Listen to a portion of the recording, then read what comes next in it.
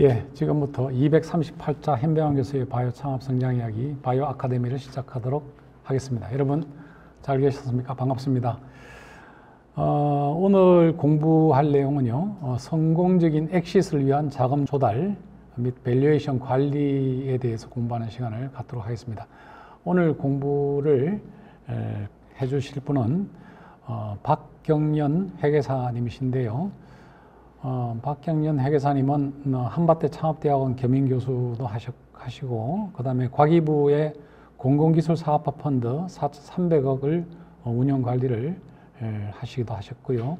3일 회계법인의 공인회계사, 그 다음에 연구재단에서도 펀드 관리 운영을 쭉 하셨습니다. 그리고 지금도 신우 회계법인에서 회계사 업무 및 투자 업무를 하고 계시면서 지금 많은 기업들에게 투자 자문하고, 그 다음에 또 다수의 기업을 또 엑싯 시키시기도 하고 하는데 도와주시고 있습니다. 그래서 그런 경험이 굉장히 많으신 분이기 때문에 오늘 구체적으로 엑싯을 하기 위해서 어떻게 자금 조달을 해야 되고, 그 다음에 밸류 관리를 굉장히 잘해야 되죠. 저희 강의에서도 여러 차례 말씀을 드렸는데, 그 밸류 관리에 대해서 구체적으로 많은 정보를 주실 걸로 생각을 합니다. 여러분, 좋은 정보를 지금 계속 지속적으로 저희들이 올리고 있는데요. 구독과 좋아요, 또 주위에 많은 정보를 전달해서 이런 좋은 정보가 같이 공유돼서 우리 같이 바이오 산업 전체가 커지고 성공하기를 기원을 합니다. 그럼 박경연 회계사님 강의를 듣도록 하겠습니다. 안녕하세요. 안녕하세요. 네, 오늘 좋은 정보부터 합니다. 네, 알겠습니다. 네, 안녕하세요. 방금 소개받은 박경연입니다.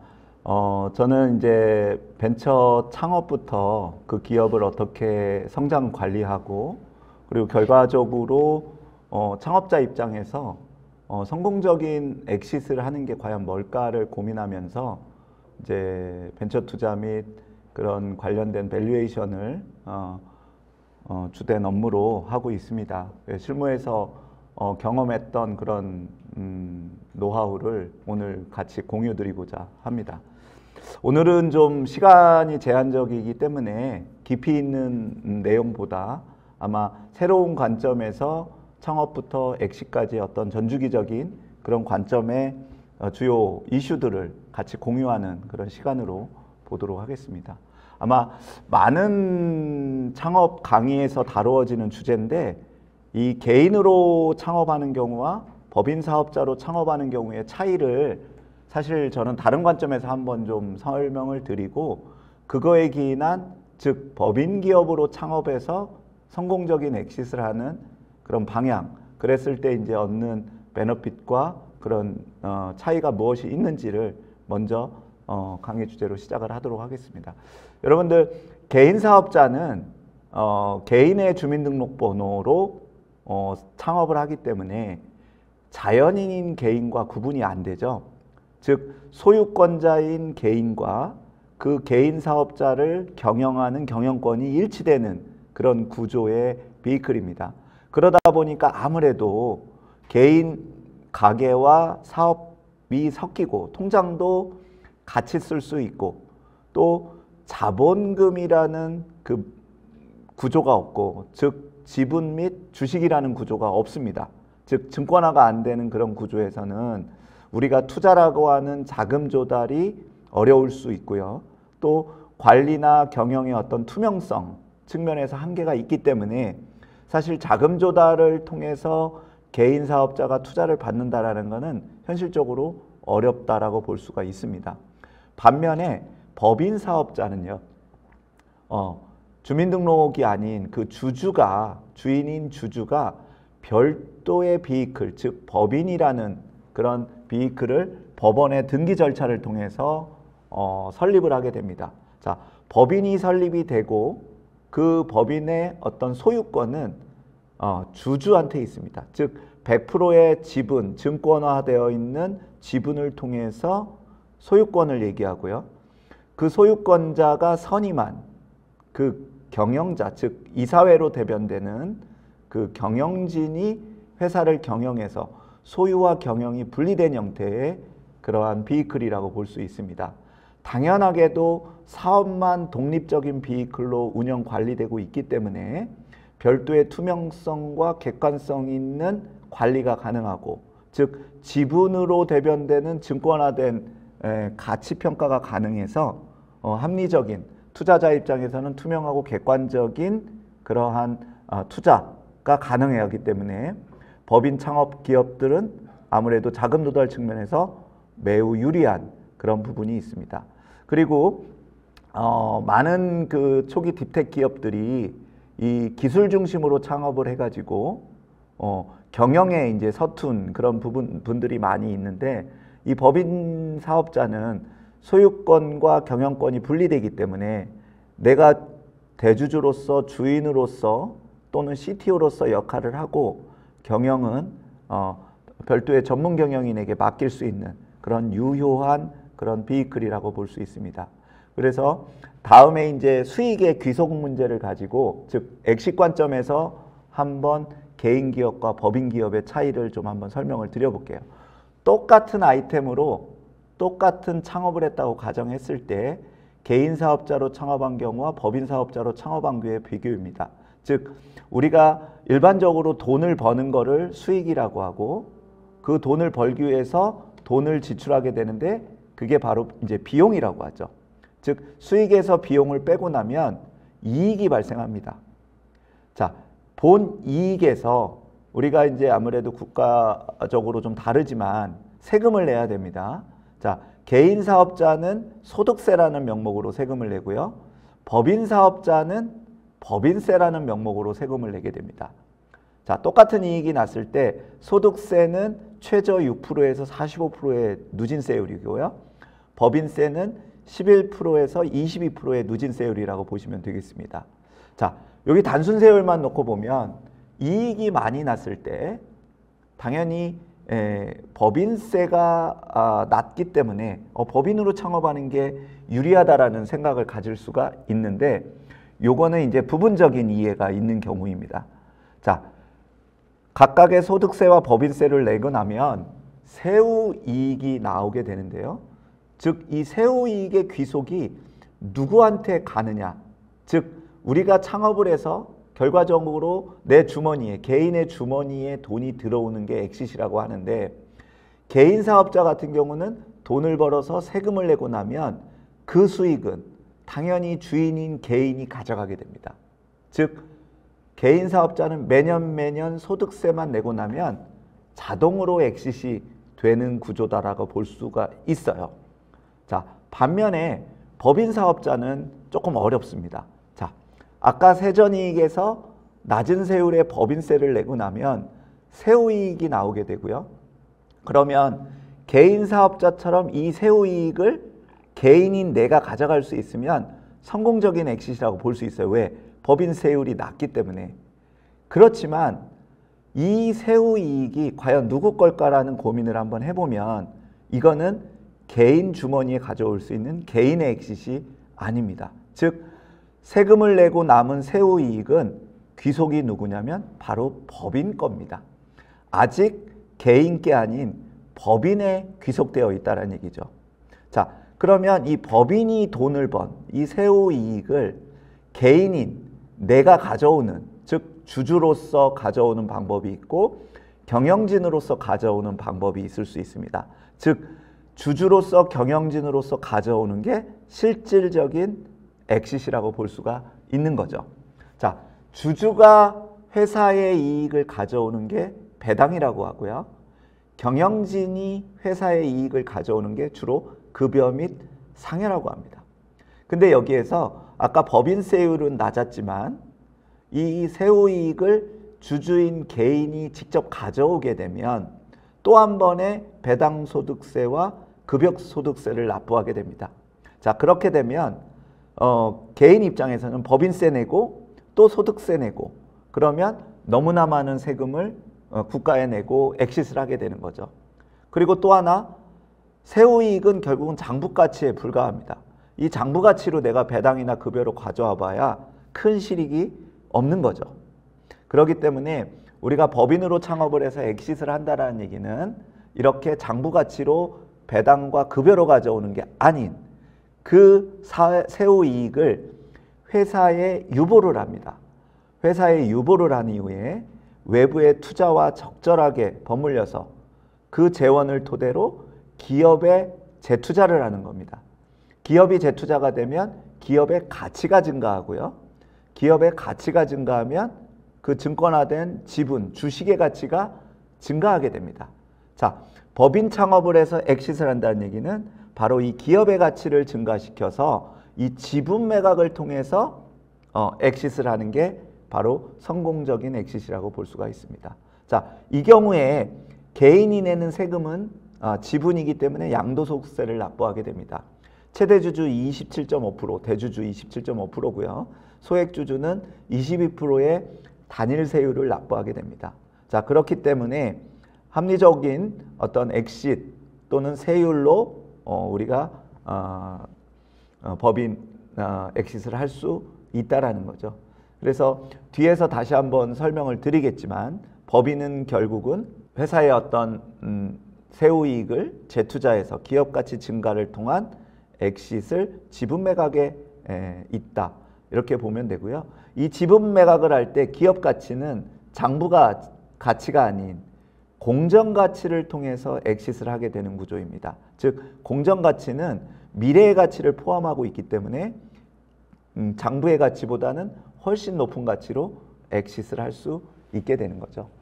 저는 이제 엔젤로서 벤처 투자를 할 때 보통은 기술, 이제 수익 모델, 대표이사의 어떤 커리어 이런 것들을 주로 보면서 투자를 하지만 저는 거기에 또 하나의 항상 질문을 합니다. 창업자로서 우리 창업자는 어떠한 엑싯 전략을 갖고 있느냐. 즉 내가 창업한 엑싯 모델, 사업화 모델, 기술 이런 어떤 시장에서의 위치에 따라서 나는 어떤 목표를 갖고 창업을 하느냐에 따라서 사업 계획이 지속적으로 달라지고요. 그 달라진 사업 계획에 따라서 자금 조달 계획 및 여러 가지 후속 사후 관리가 달라지게 됩니다. 그렇기 때문에 우리는 창업을 하자마자 또는 성장 발전하면서 항상 어떤 엑싯 전략이 나에게 부의 창출을 극대화함은 물론 내가 가진 역량을 효율적으로 발휘할 수 있느냐. 내가 양산이나 어떤 전체적인 기업 경영의 능력이 부족한데 IPO를 무조건 목표로 하면 그만큼 힘에 부치게 되는 거고요. 그리고 또 IPO가 모든 창업기업의 이상적인 목표긴 하지만 사실은 대주주 입장에서 주식을 매각해서 성공적인 엑싯을 하기에는 여러 가지 정보 공개나 그런 어떤 지분 매각에 따른 시장에서의 반응 이런 등등으로 인해서 사실 IPO가 창업 대주주한테는 그렇게 좋은 모델이라고 볼 수는 없습니다.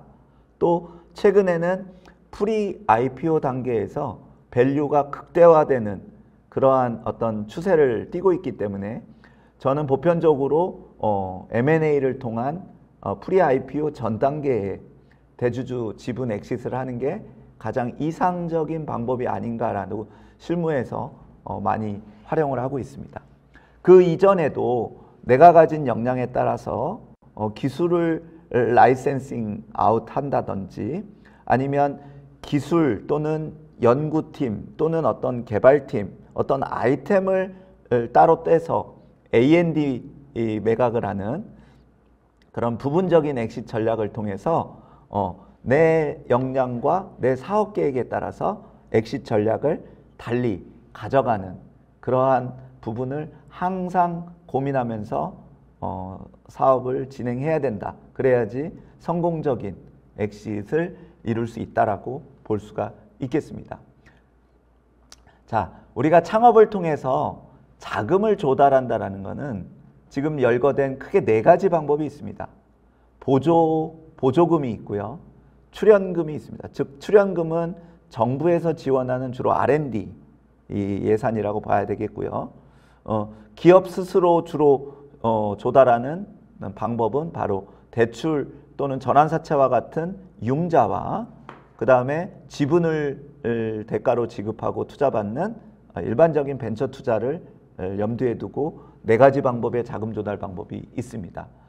자, 정부 보조금은 필요에 따라서 뭐 고용 마케팅 특허 뭐 이런 등등의 기능별 지원을 하는 소액의 지원금이 있고 어떤 상환에 대한 부담이나 이런 게 없으니 당연히 받아야 되는 게 맞고요. 다만 R&D 같은 경우에는 저는 조금 갑론을박이 있는 자금 조달이라고 생각이 됩니다. 즉 장점은 초기 창업 기업이 인건비 중심으로 자금을 조달할 수 있고 또 제한된 범위 내에서 기술 개발 및 그런 어떤 우리 사업 아이템의 R&D 목적으로 의미가 있지만 잘못할 경우에는 R&D 전문 기업으로 전락할 수가 있습니다. 무슨 얘기냐? 우리는 창업한 아이템을 시장에서 검증받고 고도화해서 매출 중심의 성장을 시키면서 자생력 있는 기업으로 성장을 해야 되지만 너무 정부 R&D 중심으로 자금을 조달하는 관점에서 접근을 하다 보면 아무래도 그 R&D 전문 기업으로 제한적인 성장을 할 가능성이 높다. 그래서 저는 이 R&D 자금은 적극적인 어떤 자금 조달보다는 필요에 따라서 초기 R&D 인력 인건비라든지 아니면 초기 우리 창업 아이템을 기술 개발하는데 제한적으로 사용하는 게 저는 좋겠다라는 생각을 갖고 있고요. 자, 그러다 보니까 결국은 우리는 부채로 대변하는 융자에 의한 자금 조달과 지분 투자로 대변되는 투자에 의한 자금 조달로 사업 자금을 조달해야 되는 그런 필요성이 있습니다. 이 두 자금은 뭐 경쟁 관계도 아니고요. 상호 보완 관계라고 볼 수 있고 다만 사업 성장 시점에 따라서 또는 회사의 상황에 따라서 어떤 자금을 더 먼저 쓰고 더 유리하게 작용을 할지를 항상 고민하면서 자금 조달을 해야 된다는 거죠.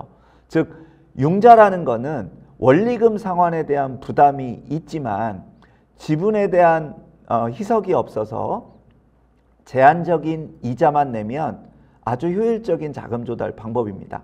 다만 롱텀 비즈니스, 우리 특히 바이오 딥텍 같은 경우 롱텀 비즈니스로 밸류의 성장 속도가 상대적으로 느릴 수가 있는 경우에는 원금 상환, 밸류업에 대한 부담이 있을 수가 있어서 적절하게 지분 투자를 통한 자금 조달이 더 효율적일 수도 있지만 밸류업이 빈번하게 이루어지거나 또는 다음 밸류업을 통해서 지분 투자로 자금을 조달하면 융자 자금을 쉽게 갚을 수 있는 이런 사업 구조에서는 먼저 융자가 선호될 수도 있다라고 볼 수도 있습니다.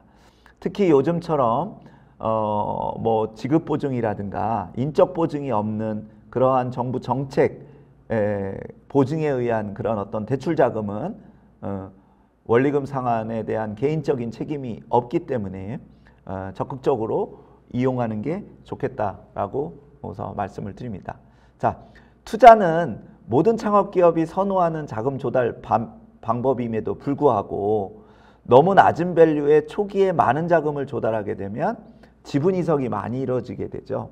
자, 그러게 되면은 정작 내가 엑시트할 때에는 나의 지분 이석 정도가 너무나 크고 또 중간에 투자자에 의해서 많은 경영 간섭 등으로 이어질 수 있어서 어느 정도 주주가 많아지고 또는 기업의 성장 속도가 어느 정도 성숙되기 전에 너무 많은 지분을 희석하게 되면 문제가 있기 때문에 이 벤처 투자는 밸류에이션과 지분의 희석 그리고 나의 밸류업의 성장 단계에 따라서 아까 융자와 함께 유기적으로 투자를 유치하는 게 좋겠다라는 어떤 의견을 드립니다. 즉 융자와 투자는 회사의 사업계획 성장 속도에 따라서 유기적인 그런 관계를 통해서 자금 조달을 해야 된다라고 볼 수 있습니다.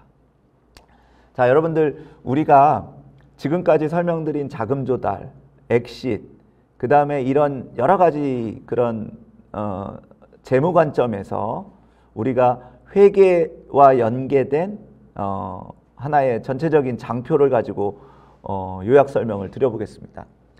주식회사 바이오를 설립했다고 가정을 하고요. 회사의 경영활동은 지금 보시겠지만 자금의 조달과 그 조달된 자금을 어떻게 운용하냐가 결국은 기업의 성공이며 그런 성장 발전의 요소다라고 볼 수 있습니다. 즉 오른쪽에 있는 자금의 조달 방법은 좀 전에 설명드린 부채와 주주로부터 조달하는 자본이 있습니다. 자, 그런데 이 부채와 자본은 바로 외부에서 조달하는 겁니다. 즉 채권자로부터 조달하는 게 부채고요. 우리 주주로부터 조달하는 게 자본입니다.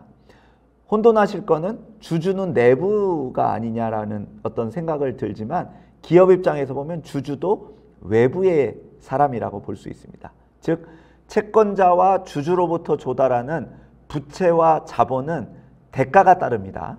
즉 부채는 원리금 상환이라는 대가가 따르고 자본은 지분을 희석해서 파이가 커졌을 때 그 지분의 과실을 나누는 그러한 대가를 줘야 되는 부분입니다. 그리고 그렇기 때문에 이 부채와 자본보다는 결국은 창업기업은 스스로 자금을 조달하는 방법이 가장 이상적인 자금 조달 방법입니다. 물론 초기에 채권자나 주주로부터 자금을 지원받아서 스스로 자금을 조달할 수 있는, 즉 매출을 통한 수익을 발생시키는 게 스스로 자금을 조달하는 거고요. 그 스스로 수익을 발생시킬 때까지는 채권자와 주주로부터 자금을 조달하는 거라고 볼 수 있습니다. 그래서 소위 말하는 우리 데스밸리라는 그런 계곡을 넘는 그런 거는 채권자와 주주로부터 자금을 조달받아서 데스밸리가 지나면 이제 스스로 자금을 조달해서 이익잉여금을 발생시키게 되는 그러한 단계까지 가면 이제 선순환된 재무구조를 갖게 되는다고 보실 수가 있겠습니다. 자, 이렇게 조달된 부채, 자본, 수익을 가지고 저희는 자산도 사고요, 비용도 쓰면서 이 기업을 효율적으로 운영하는 게 바로 바이오 기업의 경영입니다. 그래서 여러분들이 아시는 재무제표의 작성, 즉 회계의 기록은 지금 말씀드린 자금의 조달인 부채, 자본, 수익, 그리고 그 돈을 쓰는 자금의 운용, 즉 자산과 비용을 오른쪽 왼쪽에 즉 차변과 대변이라는 항목으로 회계 처리를 통해서 항상 우리 투자자나 채권자들이나 정부에게 그 정보를 제공하는 데이터를 주는 게 바로 회계 기록 및 재무제표의 작성이라고 볼 수가 있습니다. 제가 말씀드린 자금 조달론을 우리는 오른쪽에 부채, 자본, 수익으로 회계 처리를 하고요. 그 돈을 쓰는 자산과 비용은 왼쪽에 자산과 비용으로 지출을 기록을 하게 됩니다.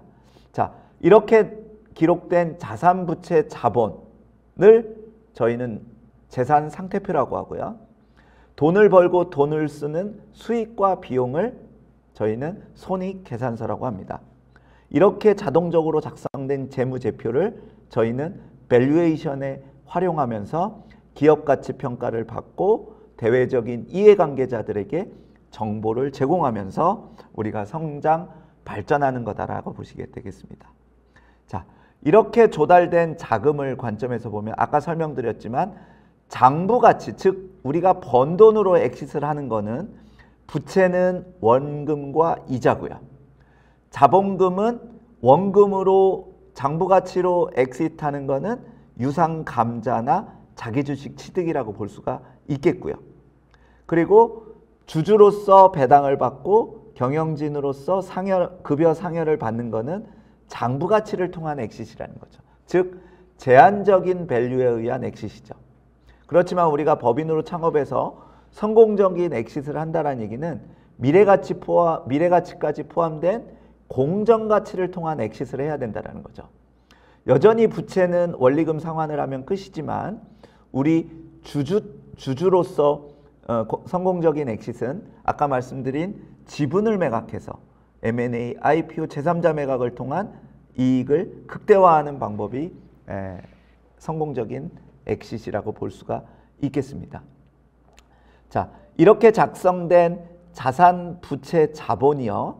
결국은 자산은 기업의 가치를 대변하고 부채는 채권자의 가치, 자본금과 우리가 돈을 번 이익잉여금은 주주의 가치를 대변합니다.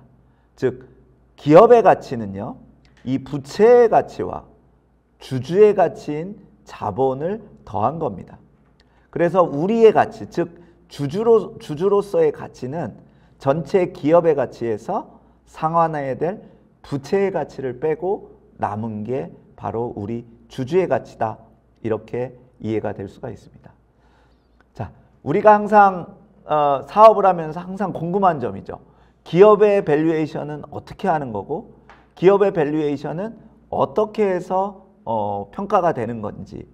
자, 기업은 좀 전에 말씀드린 장부 가치에서 무형의 미래 가치를 더해서 진정한 공정 가치가 산출되게 되는데, 장부의 가치는 좀 전에 설명드린 대로 기업의 가치에서 부채의 가치를 뺀 주주의 장부 가치는 현재의 북밸류라고 볼 수가 있습니다.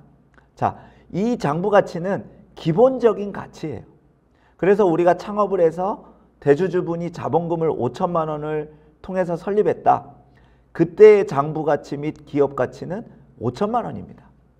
다만 해가 지나면서 무형의 미래 가치를 우리는 축적을 하게 되죠. 즉 CEO의 기본적인 역량, 팀 구성, 우리가 갖고 있는 네트워크, 그 다음에 기술력, 그 다음에 다양한 어떤 리소스가 버무려진 그런 무형의 자산들이 미래의 어떤 우리의 수익 가치를 나타내기 때문에 그 미래의 수익 가치를 우리는 미래 가치로 보고, 장부에는 반영이 되어 있지 않지만 숫자로서 계량화해야 되는 그 부분이 필요한 부분입니다. 자, 그런 계량화한 방법을 통해서 아무리 초기 창업 기업이라도 현재의 공정 가치가 나오게 되는 거고요. 그 공정 가치는 장부 가치에 비해서 당연히 훨씬 더 높은 가치를 산출하게 됩니다. 항상 우리 기업은 성장 발전하면서 현재의 장부 가치뿐만 아니라 내가 갖고 있는, 내가 축적해온 이런 사업 역량이 미래 가치로 버무려져서 그런 어떤 공정 가치가 형성이 된다. 그러면 그때그때의 미래 가치를 반영한 공정 가치를 기준으로 우리는 지분 엑싯을 하게 되는 그러한 메커니즘이라고 볼 수가 있겠습니다. 그래서 우리가 투자자들한테 투자를 받을 때도 마찬가지고, 반대로 우리가 M&A 등으로 엑싯할 때도 마찬가지로 항상 우리 회사의 공정한 가치가 어떻게 형성되고 있을지에 대한 항상 고민을 하면서 사업을 성장시키는 게 우리 지분의 가치를 극대화하는 아주 좋은 방법이라고 볼 수 있겠습니다. 지금 말씀드린 장표는 제가 아까 자금 조달에서 설명드린 부채, 자본, 스스로 자금을 조달하는 수익과 그 자금 조달을 가지고 자산 비용으로 자금을 지출하는, 즉 회계처리 및 재산상태표, 손익계산서가 만들어지는 그런 회계처리 과정을 간단하게 설명을 드렸습니다.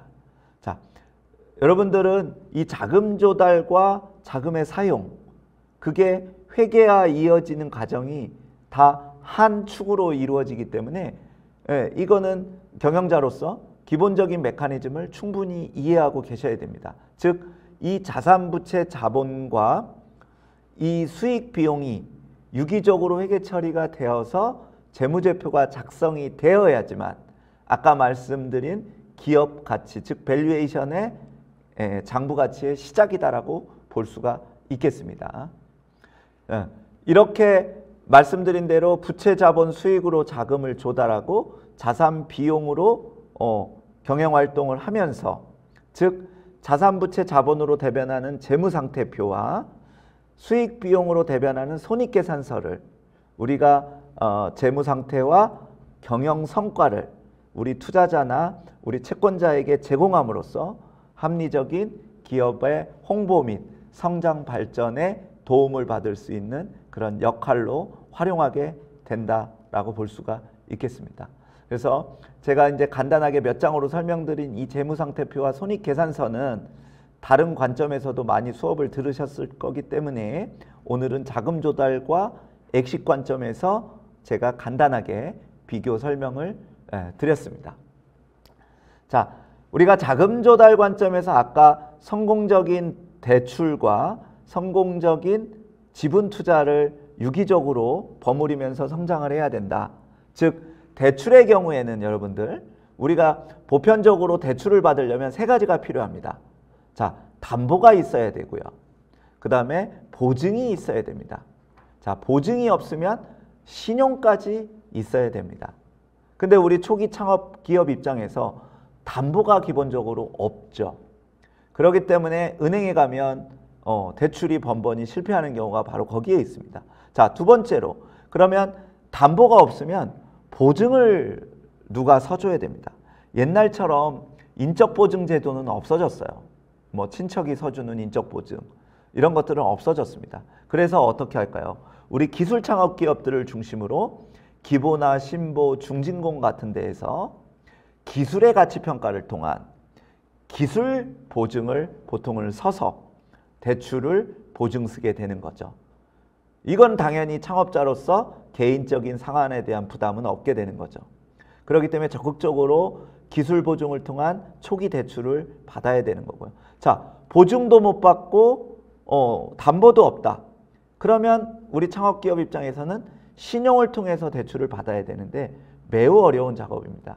즉 아까 말씀드렸던 수익과 어떤 합리적인 자금 조달을 검증해야지만 신용도가 올라가고 그래야지만 유기적인 대출이 이루어질 수가 있기 때문에 자, 말씀드린 대로 대출은 어느 정도 투자를 유치하고 나서 수익이 나오는 시점부터 본격적인 자금 조달 방법이 가능할 거라고 보여지고요. 다만 기보신보에 의한 초기 창업자를 위한 기술 보증 제도 때문에 일정한 금액으로 초기 보증 대출은 받을 수가 있게 되는 거죠. 그래서 그 정도 선에서 이제 대출 전략은 이해를 하시면 되겠고요. 자, 투자는 여러분들 우리가 나의 성장 단계별로 어떤 투자자를 만나냐가 정말 중요한 요소입니다. 즉 요즘은 너무나 많은 엑셀러레이터, VC, PE, 거의 다 PEF 또는 자산운용사까지 너무나 많은 전문 투자자들, 즉 투자 비이클이 많아요. 그리고 펀드도 그들이 운영하는 펀드도 개인 투자조합, 벤처 투자조합, 신기술 금융조합, 뭐 PE 다양한 펀드가 있습니다. 자, 이들의 생태계를 조금 이해하면서 우리가 투자를 유치할 때 활용을 하는 게 좋다라는 거죠. 자, 엔젤 투자자는요, 주로 초기 시드 단계에 투자를 많이 하고 엑셀러레이터 포함입니다. 창업 초기에 남의 돈이 아닌 자기 돈을 투자하는 사람들이에요. 그리고 숫자에 근거한 투자가 아닌 사람이나 팀, 수익 모델을 갖고 미래를 보고 투자하는 사람들이에요. 그리고 멘토링을 기본 전제로 투자를 하고요.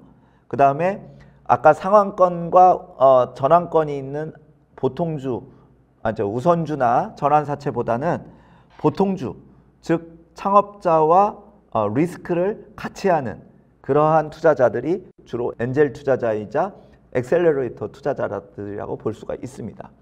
반면에 VC와 신기사로 대변되는 벤처 투자자는 주로 시리즈 후단에 투자를 하는 경우가 보통 많고요. 이 친구들은 자기 돈 투자보다는 펀드라는 걸 통해서 남의 돈을 모아서 투자를 합니다. 그러다 보니까 그 펀드를 모아서 운용하는 게 수익 모델이다 보니까 절대로 손실이 나면 안 돼요. 그래서 창업기업의 개량적인 어떤 수익과 이익이 나야지만 그 다음에 투자가 이루어지게 되고요. 경우에 따라서는 어떻게 해서든 원금이든 회수하기 위해서 상환 우선주라든지 전환사채 등으로 투자하는 경우가 보편적입니다. 자, 그리고 우리가 이제 투자자를 만나보다 보면 전략적 투자자가 있어요. 전략적 투자자는 두 가지 요소를 다 갖고 있습니다. 즉 전후방 기업들이 우리가 갖고 있는 어떤 기술과 사업 모델이 매력적이어서 투자를 즉 돈을 넣어주면서 전략적인 제휴를 통해서 어떤 시너지 효과를 내기 위해서 투자하는 부분입니다. 즉 이런 대기업들이나 중견기업은 우리한테 투자하는 목적은 기본적으로 M&A를 염두에 두고 투자하는 경우가 보편적입니다. 물론 그거를 굳이 거부할 필요가 없는 거죠. 밸류에이션만 합리적이면 우리는 성공적인 엑싯을 할 수 있기 때문에 저는 굳이 그래서 이런 엔젤 엑셀러레이터 투자, 벤처 투자자, 전략적 투자자를 우리가 이제 성장 발전하면서 지분 투자자로서 적극적으로 활용을 해야 된다라고 말씀을 드리겠습니다. 자, 좀 전에 말씀드린 대로 실적이 나오는 기업들은 다양한 밸류에이션과 투자를 효율적으로 받을 수가 있어요. 다만 우리 딥텍처럼 초기 창업기업의 입장에서는 투자를 받는다라는 것도 사실 굉장히 쉽지가 않습니다. 거기에다가 개량화된 밸류에이션도 무척 어려워요. 자, 이런 경우에는 주로 엑셀러레이터들이나 초기 이제 마이크로 VC들이 주로 투자하는 영역인데 이거는 기술과 인력의 우수성을 보고 시장이 있고 진입장벽이 있는지 등에 대한 사업계획서 위주의 검토를 통해서 투자를 한단 말이죠. 즉 개량화된 검증된 숫자 실적이 없기 때문에 기업가치 평가에서도 그동안 경험과 사업계획에 근거한 상대적으로 비교가치에 의한 그러한 밸류에이션을 주로 하게 된다. 그 이후의 성장 단계와 성숙 단계는 숫자에 근거한 개량화된 밸류에이션을 하게 된다는 거죠. 그래서 우리 초기 창업기업, 특히 딥텍 기업들은 즉 이 사업계획의 작성이 결국은 밸류에이션의 시작이라고 볼 수 있습니다. 저는 많은 창업 모델을 검토하면서 항상 문제가 있었던 부분이 뭐냐면 사업계획을 어떤 기존의 샘플에 의존해서 숫자 몇 개 바꾸는 구조로 작성을 해요. 그게 아니라는 거죠. 내가 창업 성공을 위해서 어떻게 하면 리스크를 충분히 검토하고 그 리스크를 해결할 만한 솔루션을 어떻게 내가 고민할 거냐, 그걸 어떻게 채울 거냐, 그런 관점에서 막 고민을 하다 보면 다양한 관점의 방향성이 보입니다. 그거를 진심 어리게 장표로 녹인 게 사업계획이에요. 그 사업계획이 진심을 담고 리스크를 분석하고 솔루션을 제시해야지만 투자자들은 거기에 관심을 갖고 투자를 검토할 수 있다라고 볼 수가 있겠습니다. 특히 요즘의 벤처 투자는요, 이 CEO, 즉 창업자를 보고 투자하는 경우가 대부분입니다. 과거에는 기술에 투자했다면 요즘은 사람에 투자한다라고 할 정도입니다. 그래서 이제 너무 지분에 집착을 한다든지 이 투자자 등 대외적 이해관계자와 파트너십이 부족하다든지 그 다음에 마케팅이라든지 여러 경영관리에 대한 마인드가 부족하다든지 그러한 어떤 유연성이 부족하다든지 이러한 부분에 내가 역량이 부족하면 역량을 키우는 방법과 아니면 적절한 전문 경영인을 통해서 협업을 하는 것도 좋은 방법이다라고 말씀을 드리도록 하겠습니다. 자, 일반적인 우리 딥텍의 경우, 특히 초기 창업 기업의 경우 이제 창업자가 혼돈하는 밸류에이션은 크게 기업의 가치와 기술의 가치를 혼돈하는 경우가 보통 많습니다. 큰 메커니즘적으로는 비슷하지만요. 기업의 가치는 아까 부채의 가치와 주주의 가치로 대변되는 전체적인 기업 경영에 대한 일반적인 가치까지 포함하는 겁니다. 즉 이거는 M&A나 IPO 등을 위해서 쓰이는 거고요.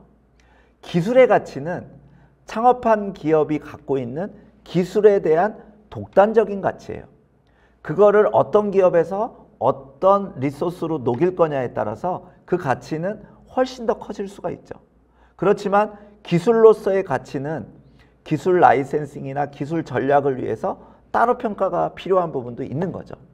그래서 내가 엑시트 전략을 어떤 걸로 가져갈 거냐, 즉 그 기술을 사업화하는 비클인 기업이 없이도 라이센싱 아웃이나 A&D를 할 수 있는 경우에는 기술가치평가를 통해서 엑싯을 하는 거고요. 나는 M&A나 IPO까지를 전제로 본다고 하면 이런 종합적인 역량을 버무린 기업의 밸류를 평가하는 게 맞다고 볼 수가 있겠습니다. 그래서 이런 기업 및 기술의 가치를 평가하는 방법도 순순히 자산의 가치만 평가하냐, 미래의 수익의 가치를 평가하냐, 즉 그리고 비교 대상의 나와 유사한 기업들을 기반으로 하는 비교 가치를 평가할 거냐에 따라서 밸류에이션 방법은 다양하게 있다. 즉 개량화된 기업의 경우에는 수익 가치와 이 시장 가치 평가를 비교해서 우리가 M&A나 IPO를 하게 되는 구조다라고 볼 수가 있겠습니다.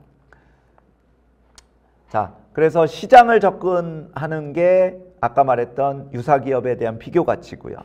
그 다음에 코스트 인컴을 접근해서 가치를 평가하는 게 바로 미래 가치, 즉 미래의 수익과 비용을 시뮬레이션해서 그걸 현재 가치화해서 DCF나 NPV법으로 기업의 가치를 평가하는 방법이 바로 이론적인 수익 비용 관점의 가치 평가 방법이다라고 볼 수가 있겠습니다.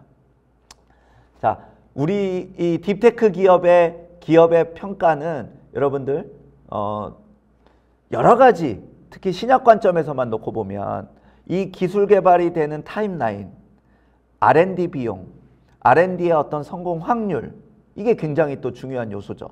그리고 오래 걸리고 R&D 비용이 많이 투자가 되기 때문에 그 투자에 대한 것도 고려를 해야 되고요. 그 다음에 가장 정점의 매출액과 어느 지점에 매출 곡선이 줄어드는지, 그 현금 흐름을 어떻게 추정할 건지, 그 추정된 현금 흐름을 그 리스크를 반영한 할인율을 어떻게 설정할 건지 등에 따라서 이 DCF, 즉 NPV법에 의한 수익 비용 할인법이 적용이 된다라는 얘기죠. 이 딥테크에 보면 초기 몇 년간은 전임상부터 3상까지 많은 투자 자금이 마이너스가, 즉 투자가 되는 거고요. 그 결과물이 나오게 되면 매출이 발생하게 되는데, 그러면 보시게 되지만 매출 곡선이 정점을 다다랐다가 특허가 만료되는 시점에 매출이 거의 줄어드는 이러한 구조로 현금 흐름이 추정이 된다라고 볼 수가 있겠습니다. 이러한 현금 추정 결과를 가지고 저희는 수익가치 평가와 상대가치 평가를 통해서 기업의 밸류에이션을 하게 되는 거고, 거기에 우리 초기 창업 기업 같은 경우는 사업 계획에 대한 어떤 진정성과 고민을 가지고 또 다른 밸류에이션을 같이 이루어진다라고 볼 수 있겠습니다. 자, 시장 접근법에 의한 상대 가치는요, 우리와 동일한 업을 하는 코스닥이나 어떤 유가증권 시장의 그런 경쟁 기업을 기준으로 볼 때 그들의 주가와 그들이 갖고 있는 영업이익, 즉 매개 변수죠. 뭐 요즘 인터넷 기업 같은 경우는 구독자 수나 페이지 뷰 같은 기준점을 갖고 주가가 어느 정도 형성되어 있느냐, 전통 기업의 같은 경우는 이익 기준으로 주가가 어느 정도 형성되어 있느냐의 비율을 보고, 우리 기업의 매개 변수인 이익이나 그런 어떤 구독자 수를 기반한 우리의 주가를 산출해 보는 방법이 상대 가치라고 할 수 있습니다. VC들이나 투자자들이 가장 쉽고 보편적으로 활용하는 방법이 이 바로 상대 가치라고 볼 수가 있겠습니다. 자, 우리가 여러분들 이런 다양한 어떤 밸류에이션을 구체적으로 계량하는 거는 물론 창업 기업이 단독으로 하기는 좀 어려운 부분도 있어요. 다만 사업 계획서를 진정성 있게 만들고 그거를 계속 고도화하면서 기업의 가치를 성장시키다 보면 시장에서 그거에 대한 진정성을 읽어주고 그거를 미래 가치로 계량화하는 순간 밸류에이션은 합의가 된다라고 보시면 되겠습니다. 하나의 사례를 좀 들어보면요. 자, 우리가 4억 원의 투자 유치를 하기 위해서 투자자를 만났어. 그러면 아까 그런 사업 계획의 공유 등을 통해서 기업 가치를 합의하게 된단 말입니다. 자, 그러면 예를 들어 그 기업 가치를 20억 원에 합의했다고 가정을 해보면 이 20억은 포스트 밸류일 수도 있고 프리 밸류일 수도 있는데, 여러분들 투자 전 밸류인 프리 밸류와 투자 후 밸류는 바로 투자 금액 차이가 있다고 보시면 돼요. 즉 20억 원의 포스트 밸류에서 투자금인 4억 원을 빼게 되면 프리 밸류가 되는 거고요. 이 프리 밸류 16억에서 투자금이 회사로 더해지면 그만큼 기업 가치가 올라가게 되죠. 그러면 포스트 밸류는 20억 원이 되게 됩니다. 자, 사례에서 20억 원의 포스트 밸류가 합의가 됐고 4억 원의 투자 자금을 조달했다고 가정을 해보면 우리 이 반대급부로 전체 기업 가치가 20억 원인데 4억 원이라는 돈을 투자받으면서 반대로 줘야 되는 게 지분이죠. 그러면 그 지분은 20%가 되게 됩니다. 그죠? 20억 분의 4니까요. 자, 투자 배수는 여러분들 숫자 노름에 불과해요. 즉 내가 설립한 자본금이 얼마냐에 따라서 내가 지금 기업 가치를 얼마로 키웠냐가 배수죠. 즉 내가 1억 원으로 창업을 했으면 지금 20억 원으로 기업 가치를 키웠으니까 20배수가 되는 거고요. 내가 5억 원으로 창업을 했으면 20억 원으로 키웠으면 4배수로 키운 거라고 보시면 되겠습니다. 자, 똑같은 사례로 저희가 유상증자 및 무상증자까지 이어지는 메커니즘을 한번 설명을 드려보면 박경현이라는 사람이 100% 지분으로 액면가 5,000원에 주식수 10,000주로 5천만 원의 자본금으로 설립했습니다. 이때 기업 가치는 5천만 원이에요. 장부 가치죠. 근데 이게 R&D 및 인력 구성, 수익 모델을 고도화하면서 기업 가치가 올라가서 풀이 16억 원에 VC랑 합의했단 말이죠. 자, 여러분 그러면 투자 전에 기업 가치와 주가는 얼마가 될까요? 당연히 지금 10,000주가 발행돼 있고 기업 가치가 16억 원이니까 16억 원을 10,000주로 나누면 주당 16만 원의 기업 가치가 형성되게 됩니다. 그러면 우리는 투자를 받을 때 바로 이 공정가치인 16만 원의 자금을 조달하고 주식을 발행하는 겁니다. 자, 그러면 16만 원짜리 공정가치로 4억 원을 투자받기 위해서는 몇 주를 줘야 돼요? 4억을 16만 원으로 나누면 즉 2,500주의 신주를 발행합니다. 즉 유상증자 4억 원을 조달하기 위해서 즉 16만 원짜리 2,500주를 주게 되면 바로 투자가 이루어지게 되는 거죠. 그러면 기존 창업자인 박경현은 10,000주로 그대로 주식수가 고정돼 있고요. 이 엔젤 투자자한테 2,500주의 신주가 늘어나게 되니까 총 주식수는 12,500주로 증가하게 됩니다. 그러면 창업자인 박경현은 12,500주에 10,000주니까 지분율이 80%로 희석되게 되는 거죠. 앞서 설명드린 바와 같이 투자자에게 20%의 지분을 주게 됩니다. 자, 이 경우에 지분율을 얘기하는 자본금, 이건 즉 액면가의 주식수를 곱한 겁니다. 그래서 자본금은 1,250만 원밖에 늘지를 않아요.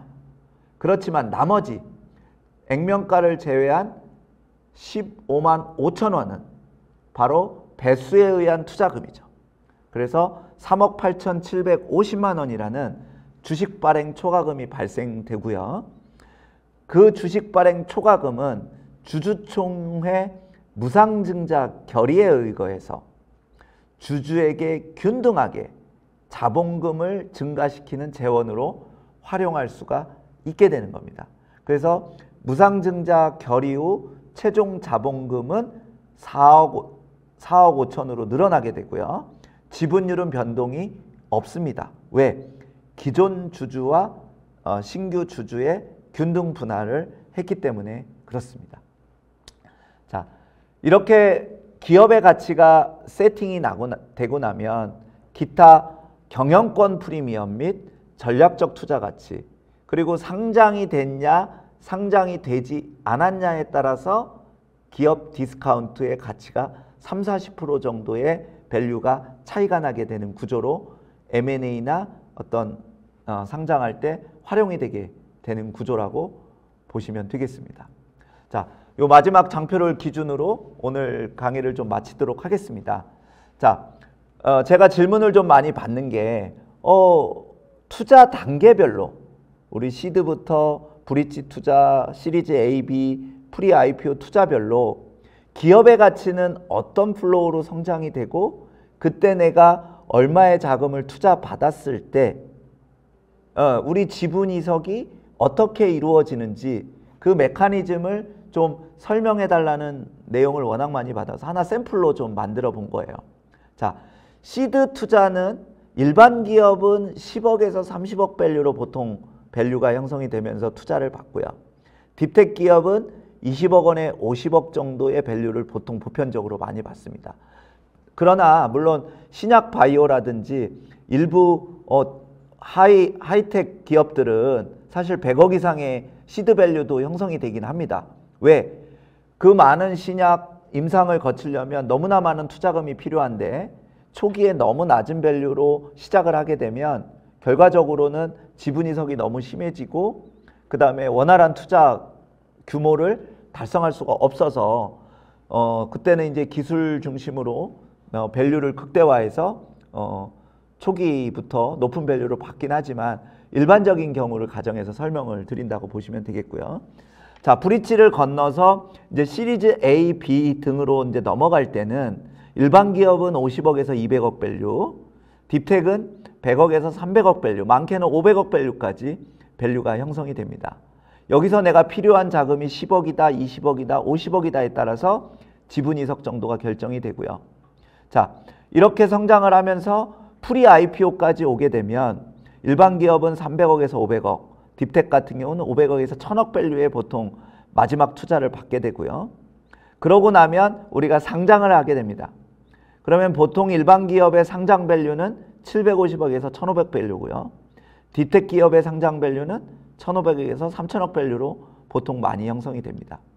자, 그러면 다음 페이지에 보면 창업부터 시드, 브릿지, 시리즈 A, 시리즈 B, C, 프리 IPO, IPO까지 제가 밸류부터 목표 투자금부터 창업자 지분이 희석되는 정도부터 쭉 한번 전체적인 시뮬레이션을 구체적으로 계량화해 봤습니다. 물론 이건 정답은 아니고요.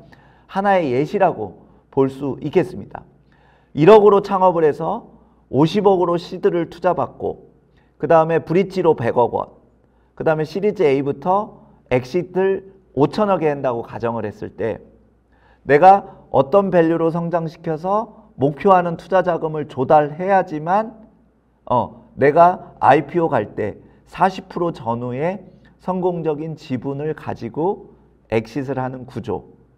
이거를 반대로 투자자 관점에서 보면 지분율이 점진적으로 늘어나면서 이 투자자의 엑시트 기간, 시드 투자자는 7년 이상, 그 다음에 프리 IPO 투자자는 1, 2년의 엑시트 기간을 거쳐서 과연 내가 투자한 돈의 몇 분의 수의 엑시트 자금을 얻을 수 있느냐에 따른 투자자와 창업자의 이러한 어떤 공통된 니즈가 맞는 그런 접점에서 밸류와 투자, 지분율이 형성되는 구조로 성장 발전을 해야지만 성공적인 엑시트 구조가 나올 수 있다라고 볼 수 있겠습니다. 물론 뒤에도 몇 가지 중요한 내용이 있지만 앞서 말씀드린 내용으로 전체적으로 설명을 드릴 수 있고요.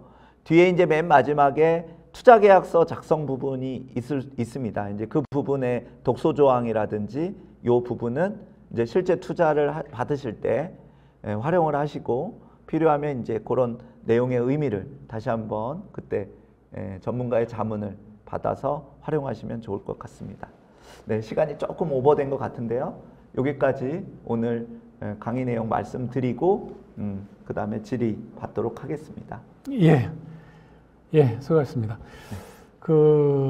저희들이 이제 주로 바이오 기업들이나 예비 창업자들이 좀 많이 지금 활용을 하고 계신데 자금 조달하고 기업 가치 평가 설명을 쭉 해주셨는데 특히 바이오 산업에다 그걸 넣으면은 바이오 산업의 어떤 특성 같은 것들이 있을 텐데 네. 거기에 관해서 좀 설명을 해 주십시오. 네. 사실 일반적인 기업의 같은 경우 창업을 할 때쯤 되면 어느 정도 기술 개발의 완성도라든지 제품의 개발, 그 다음에 경우에 따라서는 마케팅도 전제로 창업을 하는 경우가 많아서 바로 1, 2년 정도 후면 수익 모델이 보통 나오는 경우가 보편적입니다. 그렇죠. 근데 우리 이제 신약 바이오, 특히 신약 바이오 같은 경우, 물론 뭐 일반적인 바이오도 마찬가지지만 너무나 기술 개발이 오래 걸리고 그 기술 개발에 따른 자금 소요가 많기 때문에 그 개발 기간을 우리가 이제 기업 가치 평가할 때 별도로 반영을 해야 되고요. 그러다 보니까 이게 작게는 5년에서 10년까지도 선 개발 기간이 필요가 됩니다. 그 이후에 15년 정도 이어지는 특허 기간 동안 우리가 이제 수익 모델을 발생하게 되는데, 그래서 바이오 딥텍 같은 경우는 그런 선투자, 그 자금으로 모르면 마이너스 기간과 수익 모델을 내는 기관을 나누어서 우리가 이제 기업 가치를 분석할 때 면밀히 분석을 해야 되고요. 두 번째로 각 임상 단계별로 성공 가능성을 또 반영을 해야 됩니다. 즉 전임상 단계냐, 그 다음에 임상 1상, 2상, 3상 단계냐에 따라서 기존 선배 기업들의 성공 실패 확률이 데이터로 다 나와 있습니다. 그게 국내, 중국, 해외에 다 나와 있어요. 자, 그러면 내가 어떤 단계에서 자금을 투자받고 그 단계에서 어떤 자금 흐름의 시뮬레이션에 따라서 밸류에이션이 나오게 되는데, 이게 만약에 일반 기업이라면 온전한 현금 흐름을 다 밸류로 인정받을 수가 있지만 우리 이제 바이오 기업은 각 단계의 성공 실패 확률에 따라서 그 확률을 반영한 밸류에이션 작업이 또 이루어져야 되는 게 또 특징이고요. 또 바이오 기업의 마지막 하나의 이제 특징은 이 수익 모델이 특허와 연계해서 정점을 기준으로 정규분포로 꺾어지는 특징을 보통 갖고 있습니다. 그렇기 때문에 그런 어떤 특허의 만료 기간, 그 다음에 이 매출의 정점 기간이 언제냐 등등에 대한 또 추가적인 고려 요소를 통해서 보통은 밸류를 하는 게 보편적이다. 그렇죠. 네. 의견을 줄 수 있습니다. 하여튼 바이오 산업은 다른 산업하고는 완전히 다른 특성을 가지고 다른 있죠. 특성을 갖고 있습니다. 전임상, 임상, 허가 규제 산업입니다. 그다음에 이제 또 저한테도 많은 질문이 그 이제 막 그 기업을 법인을 설립을 하고 초기 단계 기업들이 이제 그 투자도 받아야 되고요, 뭐 등등 하는데 밸류를 어떻게 따져야 되는지, 그게 또 바이오는 또 업종이 좀 다양하지 않습니까? 네, 맞습니다. 그 문제를 어떻게 감안해서 투자를 하십니까? 사실 제가 이제 대학원이나 이런 데서 이 자금 조달론과 밸류에이션을 가지고 오랫동안 강의를 해보면 질문이 제일 많이 나오는 부분이 그겁니다. 만약에 이게 이제 일반적으로 수익이 나오고 그게 안정적으로 성장이 되는 그런 단계면은 여러 가지 우리 밸류에이션 기법을 효율적으로 활용해서 나름 정확한 개량화된 밸류가 나옵니다. 그래서 우리가 M&A나 IPO 할 때는 바로 그런 개량화된 밸류에이션에 의해서 이제 의사결정을 하게 되는데, 이 초기 창업 기업, 즉 뭐 수익이 구체화되기 전 단계, 즉 기술 개발 단계, 시장을 개척하는 단계에서는 사실은 개량화된 밸류에이션을 할 수가 없어요. 그렇죠. 야, 그러면 저도 이제 투자를 하면서 이 기업의 가치를 얼마로 봐줄 거냐, 사실 이게 되게 고민이 많습니다. 다만 이제 투자자들은 다양한 기업에 투자를 해보고 다양한 시리즈에서 다양한 밸류로 그동안 투자를 해본 경험과 그 다음에 선배 기업들, 유사한 선배 기업들이 코스닥이나 상장 또는 M&A한 기업들이 그동안 투자를 어떤 경험치에 의해서 받아본 그런 결과물을 종합적으로 고려해 볼 때 산업별로 또는 그런 어떤 기업별로 약간 밸류에이션에 대한 어떤 레인지가 나름 이제 구축이 되어 있고, 그거에 기반해서 사업 계획이 얼마나 체계적이고 리스크와 솔루션을 갖고 있느냐에 따라서 이제 밸류를 좀 가감한다라고 볼 수 있고요. 특히 바이오 기업 같은 경우 저도 이제 초기 바이오 기업을 이제 많이 투자를 하고 밸류를 하는데 저는 맨 처음 보는 게 이 바이오 신약 기업이 성공할 때까지 얼마의 자금이 필요한지를 우선 고려를 하고요. 아까 제가 시뮬레이션 돌려봤듯이 이 필요한 자금, 즉 500억이 필요하다. 그러면 이 500억이 시드 때부터 프리 IPO까지 아니면 M&A까지 얼마의 자금 조달 또는 밸류에이션으로 성장을 해야지만 즉 성공적인 기업으로 나아갈 수 있는지를 고려해서 초기부터 밸류에이션을 적극적으로 높게 해서 많은 투자 자금을 투자하는 경우도 있습니다. 그렇기 때문에 이거는 이제 투자자와 그 기업의 사업 계획을 기반으로 한 어떤 유기적인 협상 관계에 의한 그런 어떤 밸류가 형성이 되는 게 보편적이다. 이렇게 먼저 이해를 드리겠습니다. 네. 근데 바이오는 좀 다양한 측면이 있어서 참 이렇게 딱 잘라서 말씀드리기가 참 어렵습니다. 그런 부분이 있죠. 자, 그러면은 저기 마지막으로 이제 성공적인 엑시스를 위해서 이제 전부 다들 노력을 하실 텐데 대주주들 입장에서는 이 성공적인 엑시스를 위해서 지금 여러 가지 말씀을 해주셨는데 어떤 부분을 집중적으로 가장 강조해서 대안을 만들어야 될까요? 네. 제가 하나의 예를 먼저 살짝 들어보면요.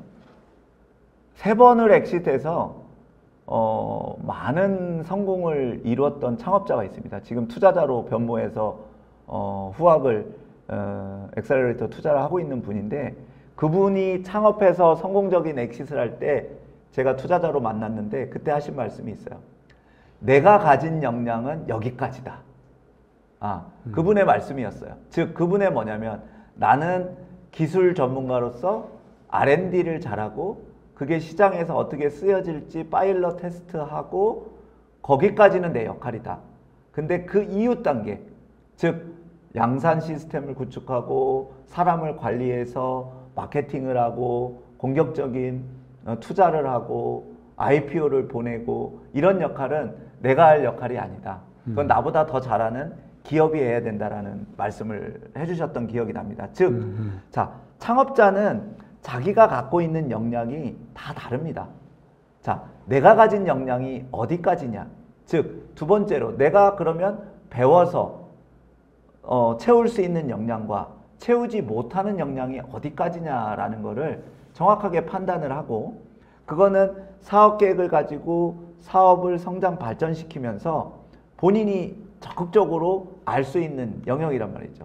그러면 아까 말했듯이 끝까지 가려면 전문 경영인과 협업을 한다든지 아니면 더 잘하는 사람들의 도움을 받는다든지 그게 아니면 내가 잘하는 부분까지 즉 라이센싱 아웃이니 A&D인지 M&A인지 IPO인지에 따른 나의 갖고 있는 역량과 상황에 따라서 적절한 그런 엑시트 전략을 갖는 게 저는 무엇보다 중요하고요. 두 번째로는 M&A와 IPO로만 놓고 보면 저는 M&A가 더 효율적인 엑시트 방법이라고 봅니다.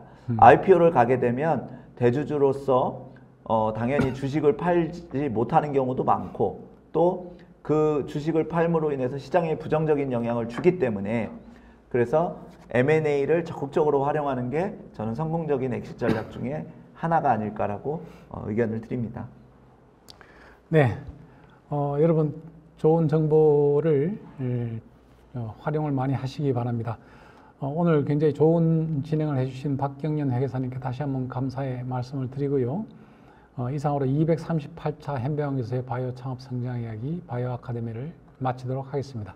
여러분 감사합니다. 예, 수고하셨습니다. 수고하셨습니다.